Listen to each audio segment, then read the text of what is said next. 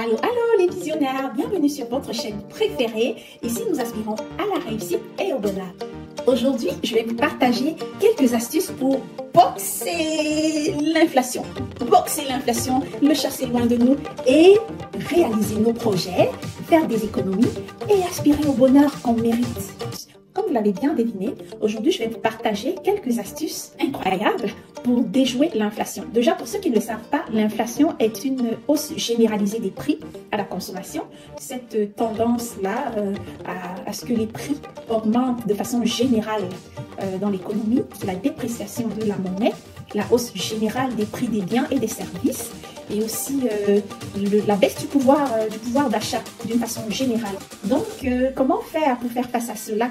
Parce que nous constatons que depuis le début de la pandémie, il y a eu beaucoup de bouleversements, et ce qui fait en sorte que des personnes qui ont perdu le boulot, d'autres qui ont eu de nouveaux boulots qui n'étaient pas forcément la même chose, il fallait se réadapter. Il y a eu ensuite, comme si ça ne suffisait pas, il y a l'inflation qui est arrivée.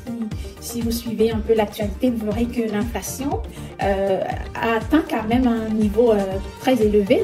D'habitude, c'est 2% par an, mais là, on se retrouve à un taux d'inflation qui est monté carrément à 6% en moyenne, là, à travers le monde entier. Donc, aujourd'hui, on doit se poser la question, comment faire pour vivre avec ça? C'est sûr qu'on n'a pas forcément le pouvoir, le contrôle sur ça, donc on ne peut contrôler que ce qui est en notre pouvoir, c'est-à-dire chacun personnellement ne peut pas facilement baisser l'inflation, mais on doit s'adapter pour vivre avec, et de façon à ce qu'on ne voit pas que cela ait un impact sur notre épanouissement. Alors aujourd'hui, je vais vous partager les astuces pour y arriver. Alors la première astuce ici, c'est de réévaluer ses abonnements, réévaluer vos abonnements. Premièrement, c'est de prendre vos relevés, sortir tous nos relevés bancaires, tous nos relevés de compte et faire vraiment un état de compte là, c'est-à-dire une analyse sur toutes nos dépenses, sur tout ce pourquoi on a dépensé suivant nos budgets. Donc, si vous avez établi un budget et que vous voulez faire des comparaisons avec vos relevés et voir un peu si vous avez respecté votre budget, ben, c'est sûr que c'est souvent vraiment difficile de respecter à la lettre son budget. Parfois, on peut avoir dépensé moins, parfois on peut avoir dépensé un peu plus, parfois on peut avoir eu des imprévus et ça, c'est normal. Mais il faut aller regarder vraiment tous ces imprévus-là, toutes ces dépenses, même si c'est des dépenses qui ont été budgétisées, d'évaluer tout cela, regarder les différents abonnements auxquels on avait souscrit dans le passé. Et alors, à la suite de cela, il faut se poser la question, est-ce que c'est nécessaire? Est-ce que c'est utile de garder ces abonnements-là?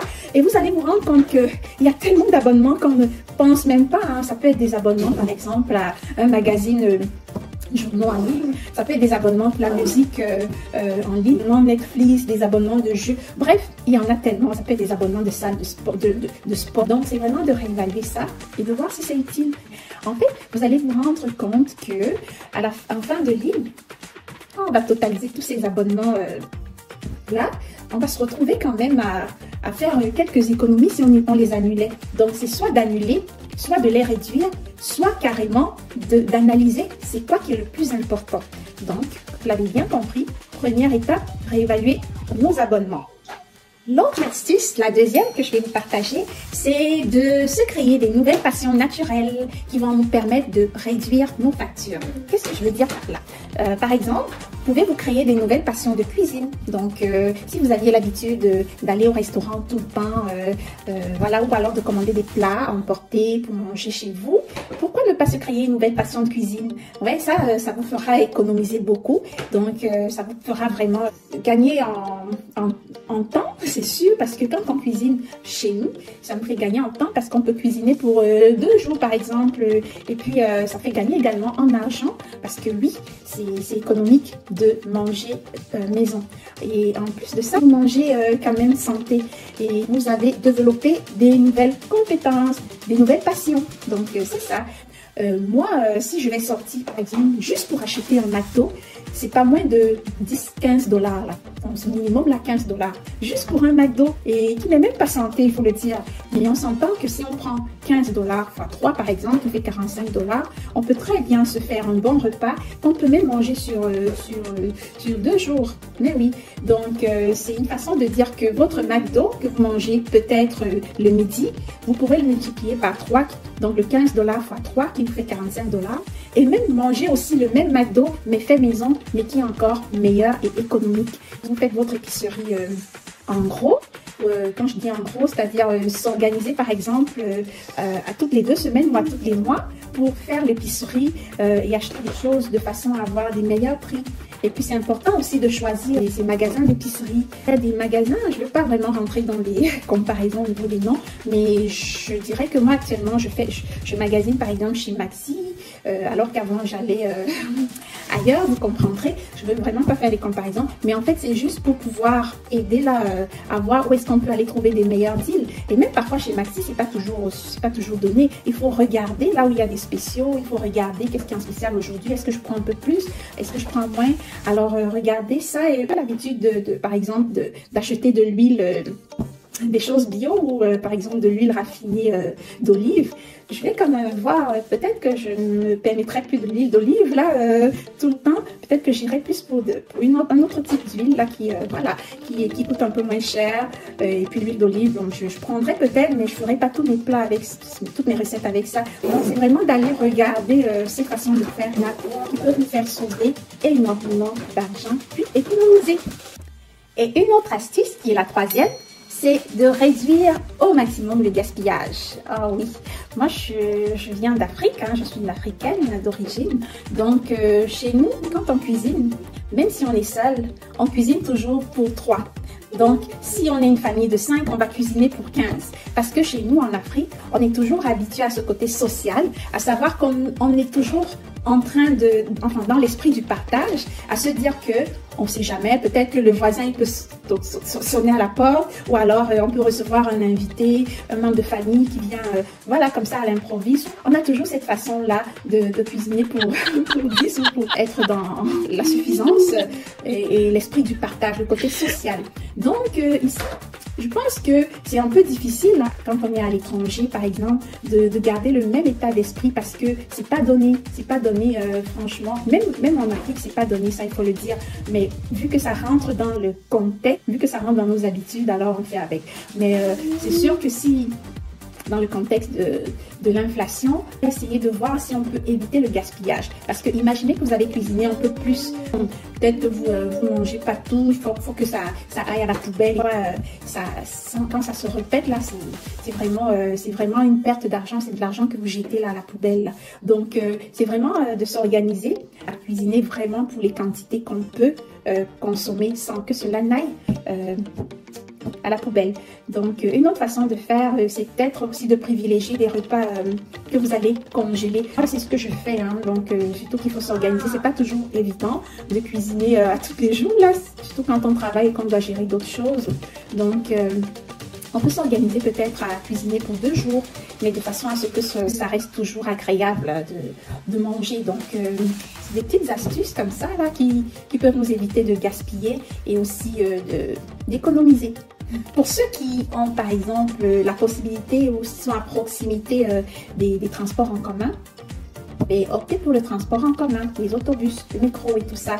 Ou alors les vélos, ceux qui sont un peu plus loin ou pour qui ça nécessite une auto pour aller vite dans nos activités, notre routine. Parce qu'une auto, ça peut être nécessaire aussi, il ne faut pas s'en défaire. Mais vous pouvez chercher à économiser aussi à ce niveau-là. Réduire ces déplacements en auto, c'est aussi un moyen d'économiser en carburant. Moins amortir son auto. On amortit moins l'auto, donc l'auto dure plus longtemps. Et optez pour le télétravail, ce qui vous empêchera peut-être de vous déplacer très souvent. Évitez d'avoir des tickets, parce que oui, les tickets, ça coûte cher.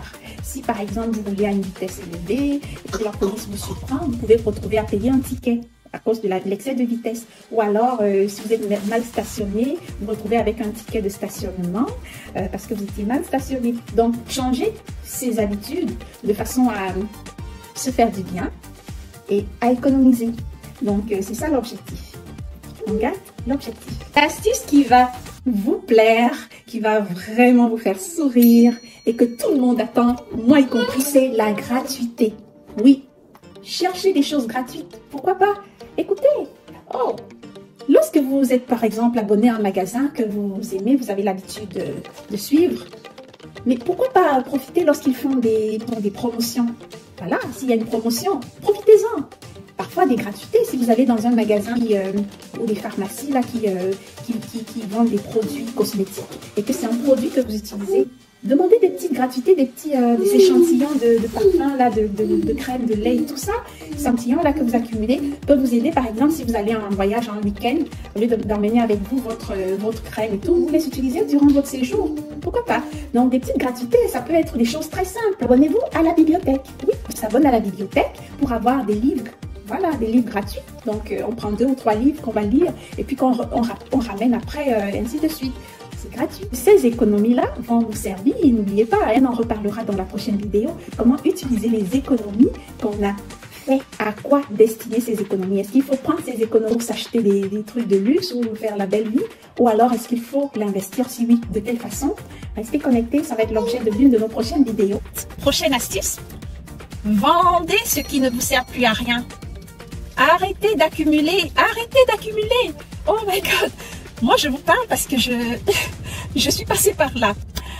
Surtout que moi, j'ai pas beaucoup changé depuis des années. J'ai toujours gardé le même gabarit, le même corps. Fait que les vêtements là que j'avais d'il y a 5-10 ans, si je les mettrais encore aujourd'hui, je vous assure qu'ils me suffiraient.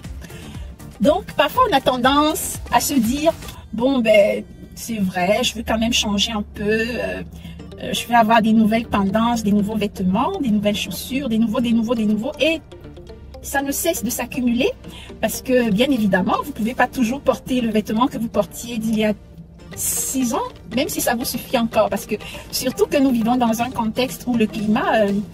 on a quand même 4 saisons, donc parfois on se dit ah ben je veux un nouveau manteau alors qu'il y a le manteau de l'année passée, ainsi de suite. Et qu'on accumule, je ne parlerai pas des appareils électroniques, des téléphones qu'on est souvent amené à changer après 2-3 ans. Donc fait que c'est important de se débarrasser, d'apprendre à se débarrasser des vieilles choses. Se débarrasser, pas forcément, mais de les vendre. En tout cas, moi, je suis une abonnée, je peux dire, de Marketplace, une adepte. Autant pour moi, je suis une adepte de Marketplace, Kijiji, les packs et tout ça. Parce que, oui, c'est aussi un moyen de pouvoir se faire un peu d'argent. Ça veut dire que tout ce qu'on a comme vieux appareils, quand je dis vieux appareils, pas forcément vieux là en termes d'utilité, mais vieux en termes de durée, parce que ça peut servir à quelqu'un d'autre. En plus, ça aide pour le recyclage. Il y a des choses dont ça ne vaut vraiment pas la peine d'acheter neuf. En tout cas, je parle pour mon expérience. Par exemple, c'est sûr que parfois, une laveuse, une sécheuse, je la trouverais très bien en occasion plutôt que neuf.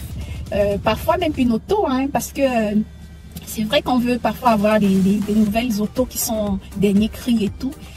Pourquoi pas acheter une auto en occasion plutôt que d'avoir une auto neuve qui sort droit du concessionnaire? Donc ça, c'est autant de choses qui peuvent aider à faire des économies et à déjouer l'inflation. Prochaine astuce, magasinez vos assurances. Magasinez vos assurances. Et je répète encore, magasinez vos assurances. Oui, parce que d'habitude, quand on a une assurance, on se dit, ah ben, je reste avec le même assureur et puis pendant 2, 3, 4, 5 ans. Non, non, à chaque année, magasinez, prenez quelques minutes pour demander des soumissions auprès de différents assureurs. Je dirais même, faites affaire avec un courtier en assurance. Parce que oui, la différence, c'est que les courtiers, ils font affaire avec différents assureurs. Donc, ils peuvent aller vous trouver des prix, les meilleurs prix chez chacun des assureurs. Et ils vont mieux vous aider, les courtiers. Donc, n'hésitez pas à avoir dans votre carnet d'adresse les coordonnées de un ou deux courtiers en assurance. Donc, magasinez et magasinez. Utilisez vos crédits d'impôt. Oui, oui, vous m'avez très bien compris. Utilisez tous les crédits d'impôt auxquels vous avez droit. Contrairement à ce que beaucoup pensent, les crédits d'impôt, c'est pas seulement pour des personnes inaptes à l'emploi ou alors pour des personnes qui ont un faible revenu ou je sais pas trop. Tout le monde a droit au crédit d'impôt, suivant votre situation. Par exemple, si vous êtes une personne âgée de plus de 70 ans, vous vous avez droit au crédit d'impôt pour maintien à domicile. Si vous êtes par exemple une personne qui vit seule, vivant seule tout le long de l'année, vous avez droit pour personne vivant seule. Si vous êtes un étudiant et que vous avez payé des frais de scolarité à plus que 500 $, vous avez droit au crédit d'impôt pour frais de scolarité. Ou alors, si vous avez fait du télétravail, vous avez droit à un crédit d'impôt pour les dépenses encourues liées au télétravail. Donc, n'hésitez pas à vous rapprocher d'un comptable qui vous aidera à faire votre déclaration de revenus et à mieux comprendre ce que vous ne comprenez pas. Donc, c'est toujours mieux de se rapprocher des professionnels parce que il vaut mieux payer un professionnel pour bien faire les choses et éventuellement avoir ce dont on a droit que de tâtonner et parfois aller se retrouver à demander ce dont vous n'avez pas droit et par la suite, cela pourrait vous coûter cher. Donc, utilisez tous vos crédits d'impôt. Cela vous fera sauver de l'argent parce que dans ce contexte d'inflation, oui, il faut aller crucher où vous pouvez. Ensuite, ça c'est l'astuce bonus et c'est pour les femmes. En tant que femme, je sais qu'on a toujours tendance à vouloir se faire belle, à toujours vouloir avoir des trucs tendance et tout, à se faire coiffer tout le temps, acheter des bijoux, des choses et des chaussures à toutes les saisons. Parce que moi, j'avais l'habitude d'aller toujours me faire les ongles à toutes les 2 semaines, d'avoir les doigts quand même assez, voilà, tendance. Et sans oublier les coiffures. Ça, je vous assure que c'est un budget d'au moins 200 $ par mois que je sauve. Ah oui, c'est pas la blague, là, 200 $ par mois, ça c'est le minimum. Quand j'ai mis de côté la coiffure et la manicure, pédicure. Donc, j'économise 2 par mois. Oh, j'arrive pas à croire. C'est beaucoup d'argent. Donc, pour revenir au fait qu'on peut toujours rester belle, même si on ne va pas chez la coiffeuse à tous les mois, ça ne me gêne pas de rester avec mes ongles naturels, de mettre moi-même du vernis tout simplement, de temps en temps, bien sûr, et aussi de temps en temps, voilà, pourquoi pas se faire plaisir chez le coiffeur. Mais je ne veux plus que cela reste une obligation dans mon budget, que je puisse économiser mes 200 $ à tous les mois en réduisant cette dépense et en changeant cette habitude. Alors, les visionnaires, j'espère que chacune de ces astuces vous aura intéressé et que vous saurez tirer en tout ce que j'ai dit l'essentiel pour nous encourager et aussi et surtout à augmenter vos connaissances. Merci et à la prochaine.